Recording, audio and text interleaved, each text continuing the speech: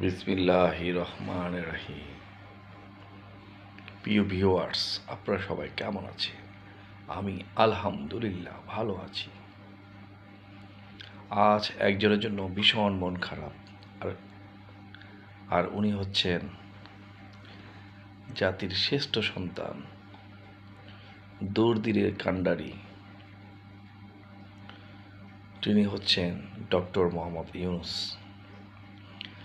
5ই আগস্টের পর সে যখন দেশের দায়িত্ব নেয়, তখন দেশের অবস্থা খুবই খারাপ। বিশেষ করে অর্থনৈতিক অবস্থা, রাজনৈতিক অবস্থা পুরাই টালমাটাল। আমরা বাঙালি এত খারাপ, কিছু হলেই ডক্টর ইউনূসের বাসভবনে গিয়ে বিক্ষোভ করেছি, আন্দোলন করেছি। এখন ডক্টর ইউনূস তার ক্ষমতা থেকে বিদায় নেবে। এখন আপনারা কি করবেন? এখন আপনারা কার কাছে যাবেন? এতদিন যারা ডক্টর ইউনূসকে বিরক্ত করেছেন, কিছু হলে আন্দোলন করেছেন, আমরা আসলে বাঙালি ডক্টর মোহাম্মদ ইউনূসকে তার উপযুক্ত সম্মান দিতে পারিনি। ডক্টর মোহাম্মদ ইউনূস এমন এক ব্যক্তি যা দ্বিতীয়টি এদেশে নেই। আসলে যারা সুশিক্ষিত, উচ্চশিক্ষিত, তারাই কেবল জানে ডক্টর মোহাম্মদ ইউনূস কত উঁচু মানের একজন মানুষ।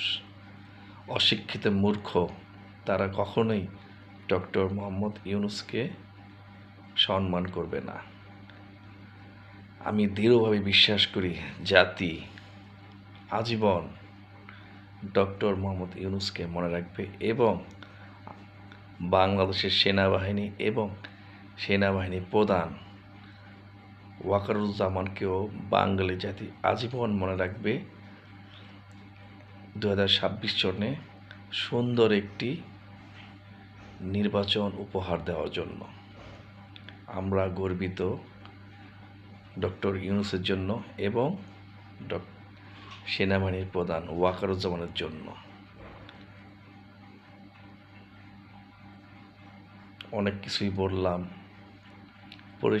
পরিশেষে শুধু এইটুকুই বলতে চাই, মনটা ভীষণ খারাপ ডক্টর মোহাম্মদ ইউনূসের জন্য এবং ওয়াকারুজ্জামানের জন্য।